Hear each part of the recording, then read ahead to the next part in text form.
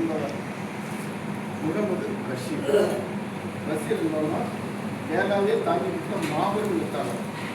அவர் ஒரு நாள் என்ன செஞ்சாருன்னா, இப்போ ஹோட்டலுக்கு சாப்பிட போலான்னு போயிருக்காரு. அந்த ஹோட்டலில் சாப்பிட போகும்போது அந்த ஹோட்டலில் அப்படியே சாப்பிட்டுருக்காரு. சாப்பிட்டு கையெல்லாம் கழிட்டு உடனே அந்த விடுதி ஓனர்கிட்ட பணம் கொடுக்க போகும்போது பணத்தை பார்த்தா பணம் இல்லை. இப்போ பணம் இல்லைங்கும்போது என்னன்னாக்க சட்டை தடவை வேண்டிய தடவை பணம் இல்லை.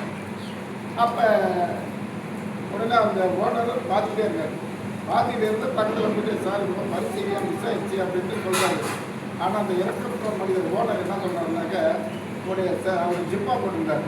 அந்த ஜிப்பா சட்டையை கட்டி டேபிளில் வைக்கிறார்.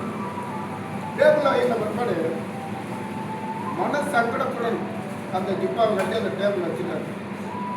கரெக்டு வச்சது பிற்பாடு உடனே என்ன இருந்தாருனாக்க திருப்பியுடைய வேட்டியும் அவர் இந்த டேபிளில் வைத்தார். இவரோட அவருடைய மனநிலை எப்படி ஒரு பெரிய மாபெரும் எழுத்தாளர், கேரளாவில் ஒரு பெரும் மாபெரும் எழுத்தாளர் வந்து அவர் எப்படி இந்த வேட்டி அவங்க அவருடைய மனநிலை எந்த ஸ்டேஜில் இருக்குமாரு. அப்போ ரொம்ப வேதனையும் மனசங்கடத்தோடு எடுத்து அந்த வேட்டியை கழுத்த போகும்போது அந்த ஹோட்டல் முன்னாடி ஒரு வாசலில் ஒரு பையன் நின்றுட்டு இருந்தான். ஒரு லுங்கி கட்டிட்டு ஒரு மனிதன் நின்றுட்டு இருந்தான்.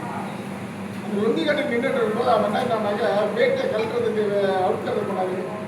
சார் அவுக்காதீங்க அவுக்காதீங்க அவுக்காதீங்க வேட்டியை அவுக்காதீங்க, நான் வந்து பணம் தரேன் அப்படின்ட்டு அந்த ஓடி வந்து அந்த பணத்தை விட்டுட்டு சார் வாங்க சார் வெளியே வாங்க சார் வெளியே வாசலில் இழுத்துட்டு போயிட்டு அப்போ தன்னுடைய லுங்கிலேருந்து 20 மணிப்பரிசை வெளியே எடுத்து போனான். 20 பரிசை வெளியே எடுத்து போகும்போது சார் இந்த பரிசில் உங்கள் பரிசு எது சார் நீங்கள் எடுத்துது சார் அப்படின்ட்டு சொன்னான்.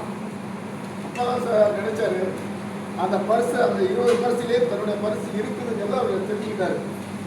ஆனால் அந்த இறக்கமற்ற மனிதர் வந்து ஜிப்பாவையும் வேஸ்டியும் கழுத்தத்தில் வச்சாரு. ஆனால் அப்படியாப்பட்ட மனிதர் தன்னுடைய மானத்தை காக்க வந்து இந்த மனிதன், இந்த லுங்கி கட்ட ஒரு மனிதர் தன்னுடைய மானத்தை காப்பாற்றினாரு. இந்த மானத்தை காப்பாற்றக்கூடிய மனிதர் 20 பரிசுக்கு 20 பரிசுக்கு இருக்குது.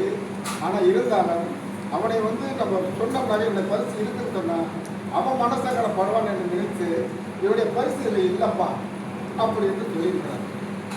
சொல்லும்போது தான் அப்பொழுது அவனை சொல்கிறான், அந்த திருடின பையன், அந்த லுங்கி கட்டின பையன், நான் தான் அந்த பரிசு திருடினேன், ஆனால் அந்த பரிசு இதில் தான் இருக்குது. ஆனால் இவர் ஏடானாங்க நம்ம சங்கடப்படுறதுங்கிறதுக்காக இந்த பரிசு நம்ம போய் என்னுடைய பரிசு இல்லைன்னு சொல்கிறாரு அப்படின்னு சொல்லி உடனே அவர் என்ன சொன்னாங்க, இந்த மாதிரி மனிதனுடைய பரிசு ஏன்னா திருவிழாங்கிற மனசில் நினைச்சு இனிமேல் இந்த மாதிரி மனிதரோட பழகுவது சேரும்பொழுது இந்த மனிதரை மாறி நம்ம நடந்துக்கிறனாங்க நம்ம மனிதனே இல்லை அப்படி என்று நினைத்து உடனே தன்னுடைய திருட்டை விட்டு மனிதனாக வாழ கற்றுக்கொண்டாங்க. சரிங்களா? இதுதான் கல்வி தந்த உயர்வு.